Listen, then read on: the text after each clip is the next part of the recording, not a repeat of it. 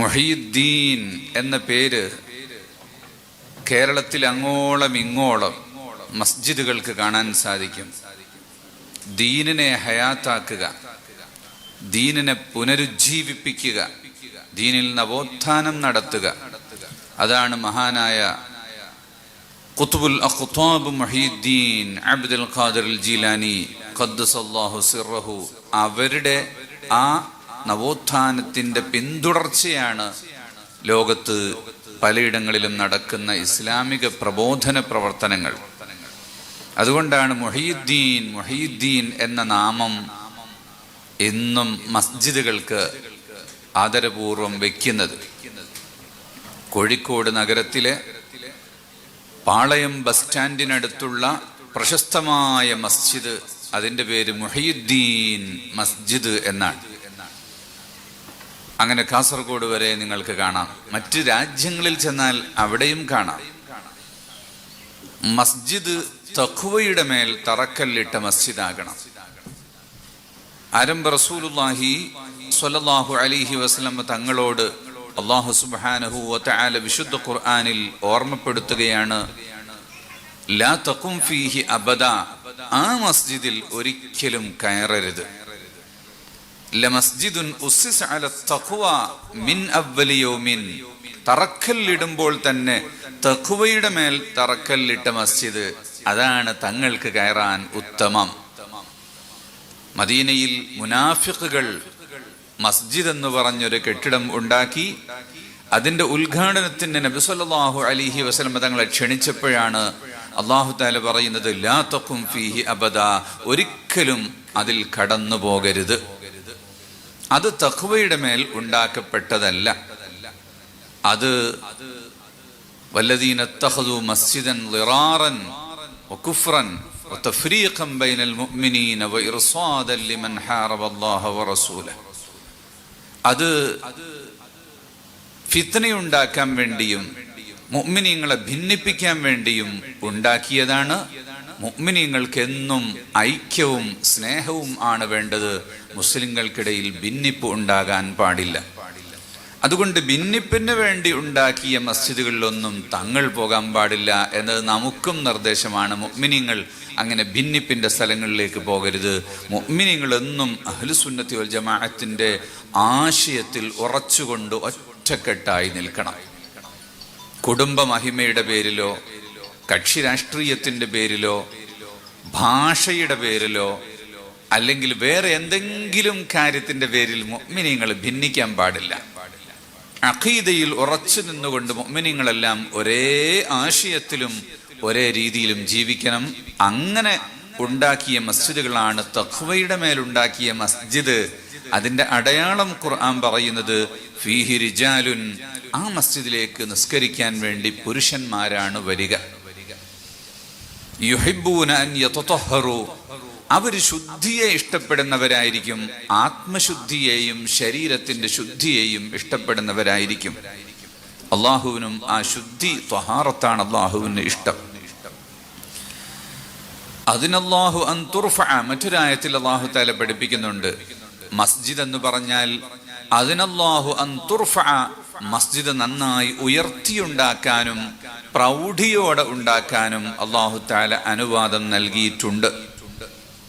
ഡമാസ്കസിൽ, ഇന്നത്തെ സിറിയയുടെ തലസ്ഥാനമായ ഡമാസ്കസ്, അവിടെ വീടുകളൊക്കെ വലിയ വലിയ വീടുകളാക്കി ഉയർത്തിയുണ്ടാക്കി മനോഹര സൗധങ്ങൾ പണിത സമയത്ത് മസ്ജിദുകളെ മനോഹരമാക്കാൻ പറ്റുമോ, ഉയർത്തിയുണ്ടാക്കാൻ പറ്റുമോ?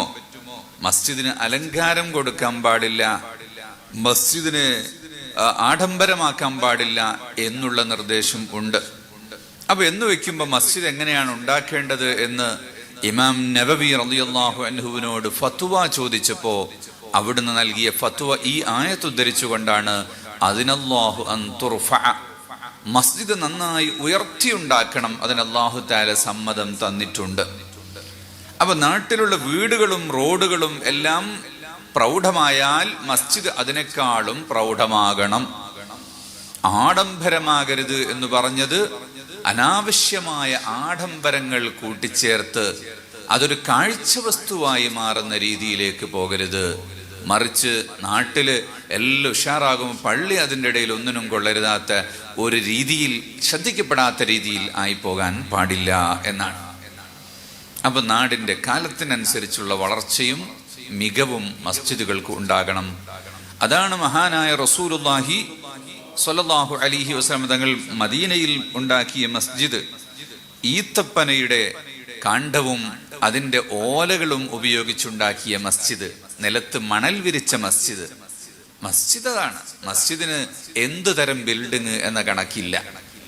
ആദ്യകാലത്ത് അതിന് ചുവര് മറച്ചുകെട്ട് പോലും ഇല്ലാതിരുന്നു. ചിലപ്പോൾ നായകളൊക്കെ മസ്ജിദിലേക്ക് വന്നു പോകുമായിരുന്നു എന്ന് ബുഖാരിയിൽ ഹദീസ് നിങ്ങൾക്ക് കാണാൻ കഴിയും. വകാനത്തിൽ കിലാബു തുദ്ബിറു വതുഖ്ബിലു വതുദ്ബിറു ഫീ മസ്ജിദി നബി സ്വല്ലല്ലാഹു അലൈഹി വസല്ലം.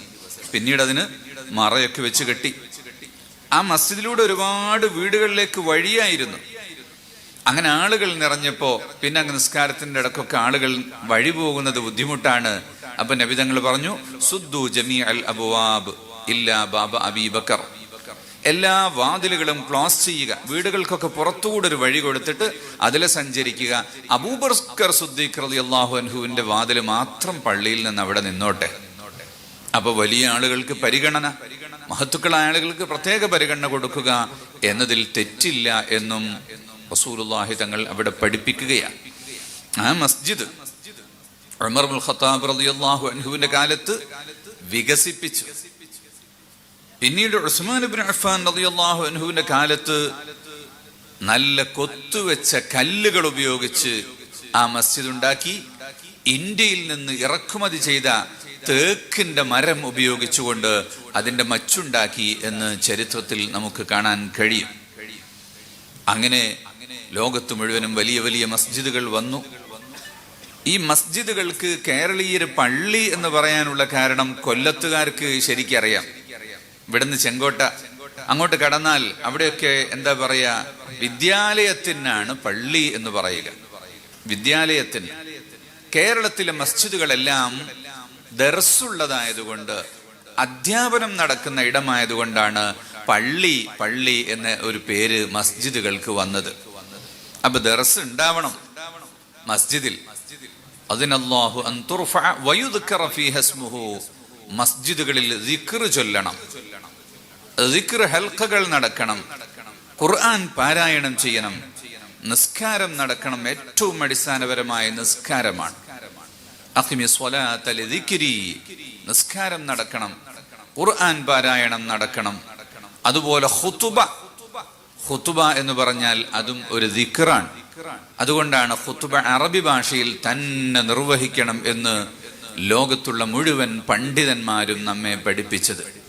ലിഅന്നഹു ദിക്റുൻ. ഖുതുബ ദിക്റാണത്. അപ്പോ അത് അറബിയിൽ തന്നെ നടക്കണം എന്ന് പഠിപ്പിച്ചു.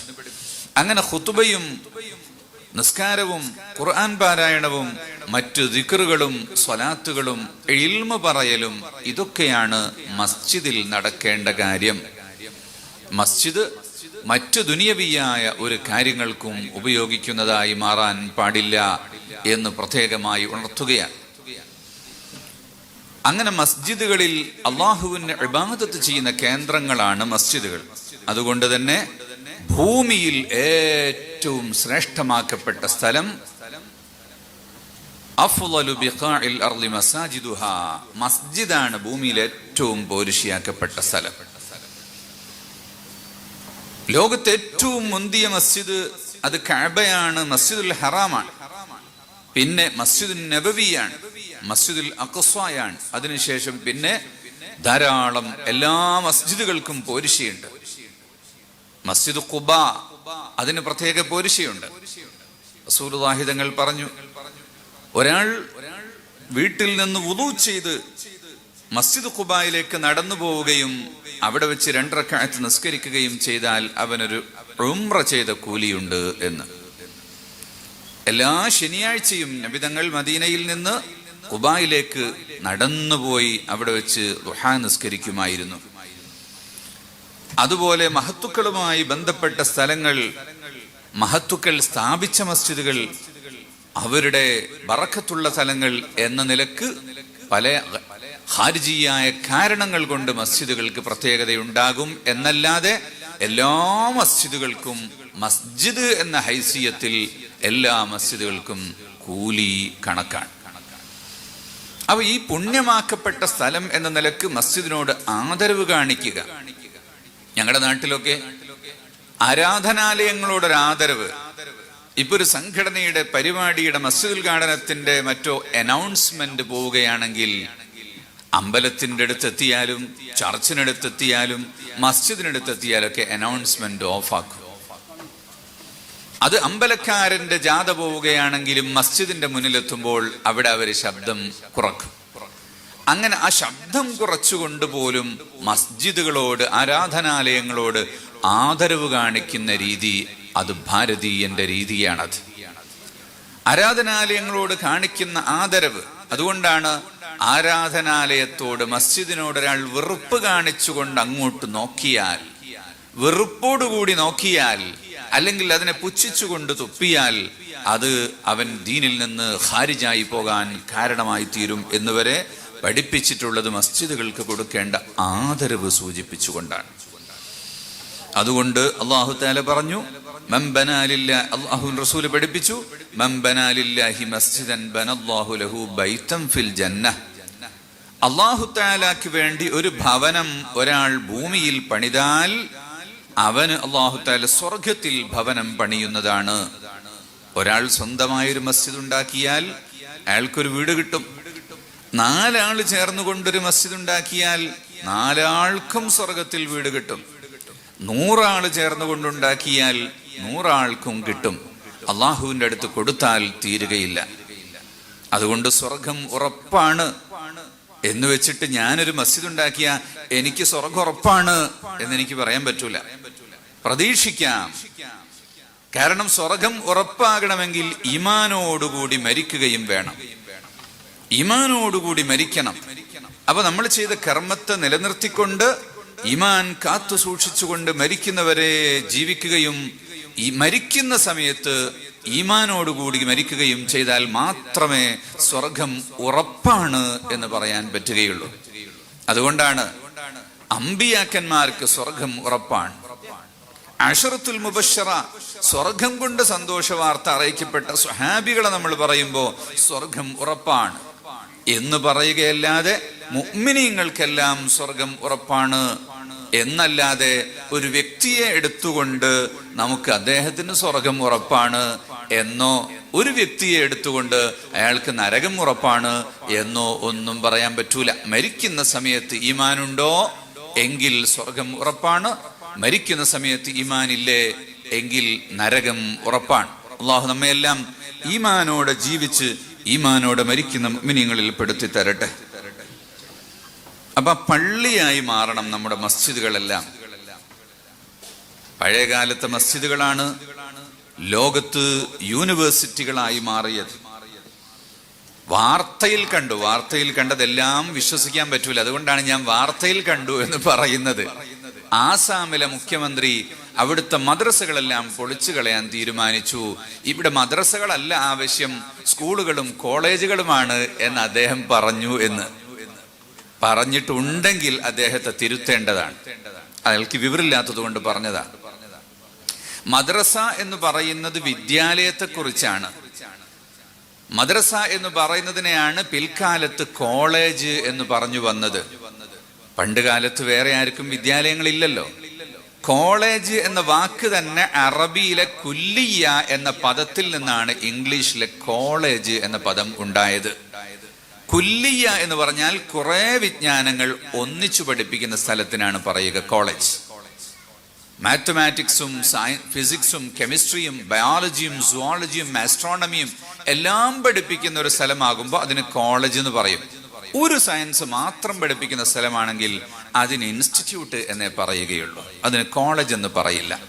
മഅ്ഹദ് എന്നാണ് പറയുക. മാത്തമാറ്റിക്സും ഫിസിക്സും കെമിസ്ട്രിയും ബയോളജിയും സുവോളജിയും ആസ്ട്രോണമിയും എല്ലാം പഠിപ്പിക്കുന്ന ഒരു സ്ഥലമാകുമ്പോൾ അതിന് കോളേജ് എന്ന് പറയും. ഒരു സയൻസ് മാത്രം പഠിപ്പിക്കുന്ന സ്ഥലമാണെങ്കിൽ അതിന് ഇൻസ്റ്റിറ്റ്യൂട്ട് എന്നേ പറയുകയുള്ളൂ, അതിന് കോളേജ് എന്ന് പറയില്ല. മഅ്ഹദ് എന്നാണ് പറയുക.